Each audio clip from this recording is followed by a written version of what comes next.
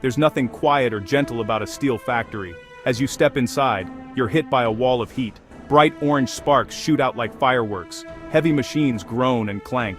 It feels like you've stumbled into the heart of a volcano. This is where ordinary rock and scrap are transformed into one of the world's strongest and shiniest materials, stainless steel. It takes more than just brute force to make stainless steel. It takes skill, teamwork, and a whole lot of guts.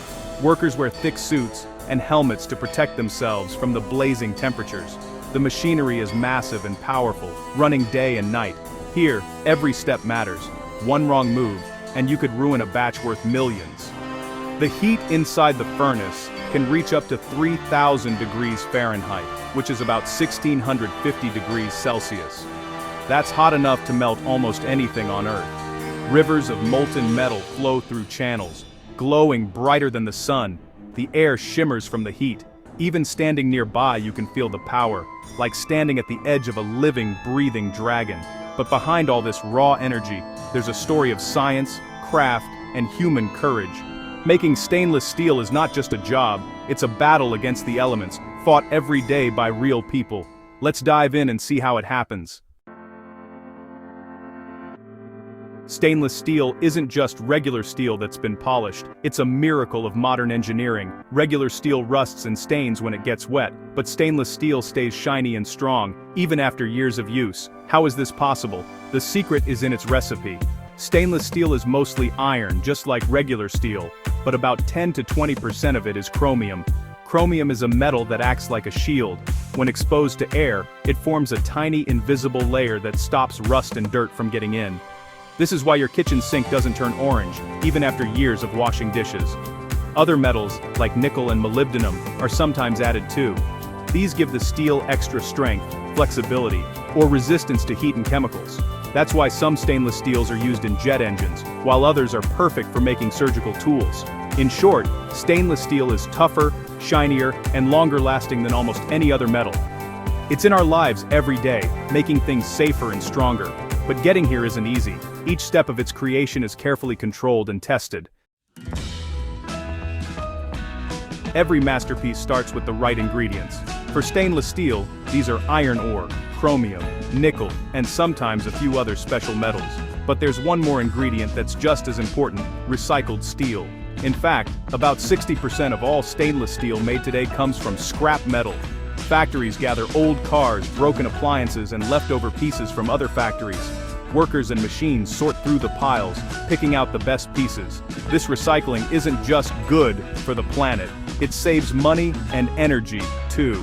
Melting down scrap uses much less energy than starting from scratch. The raw materials arrive in huge trucks and are dumped into storage bins. Each type of metal is kept separate. Scientists in labs check the purity of every load. They make sure there's just the right mix for the type of stainless steel they want to make.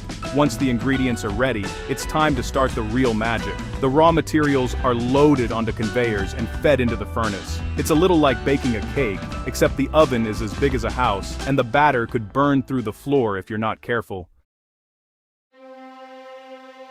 Now comes the most dramatic part of the process: melting the mixture.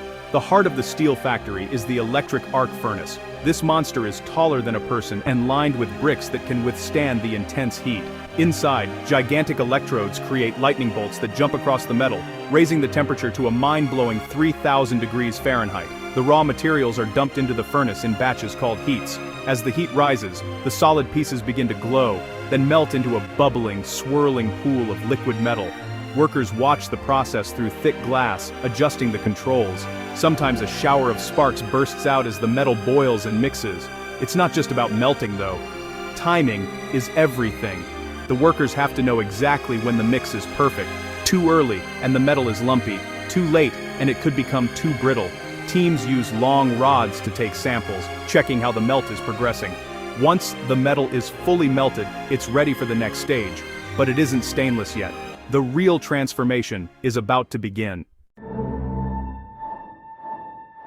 Even after melting, the mix just isn't pure enough. Tiny bits of unwanted elements, like carbon, sulfur, and phosphorus, can actually ruin the steel's strength and shine. That's where the argon-oxygen decarburization process, or AOD for short, comes in. It might sound a bit complicated, but the main idea is simple. clean out the bad stuff. A giant ladle full of molten steel is moved over to the AOD converter. Here, a mix of argon and oxygen gas is blown right through the liquid. These gases react with the impurities, turning them into harmless slag or just letting them float away.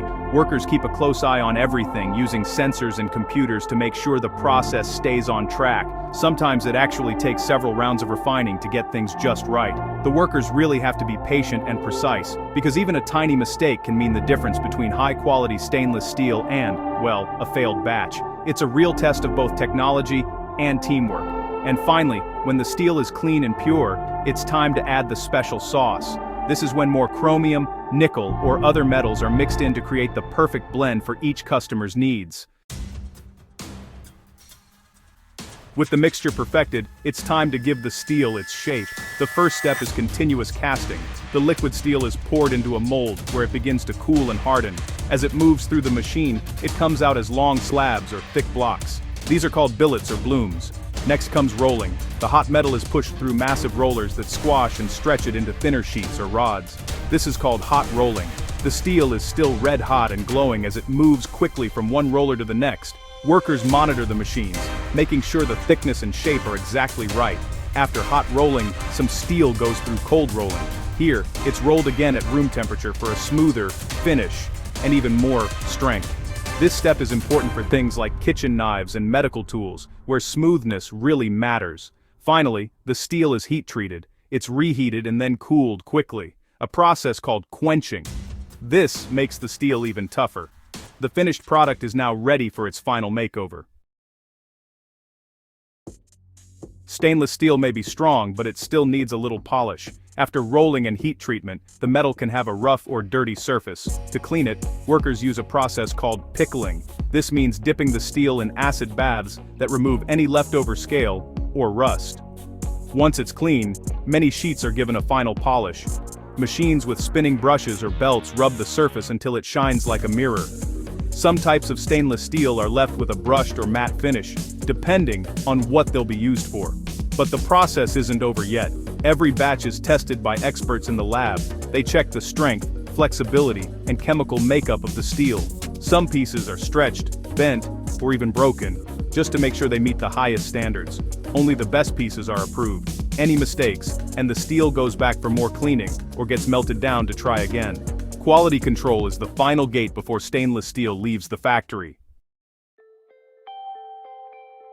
Chances are, you touch stainless steel every day. It's in your kitchen, sinks, forks, spoons, and knives. It's in your bathroom as towel racks and shower heads. Hospitals count on it for surgical tools and clean surfaces. Even your car has stainless steel parts that help it run smoothly. But stainless steel isn't just for small things. Look around any big city, and you'll see it shining on tall buildings and bridges.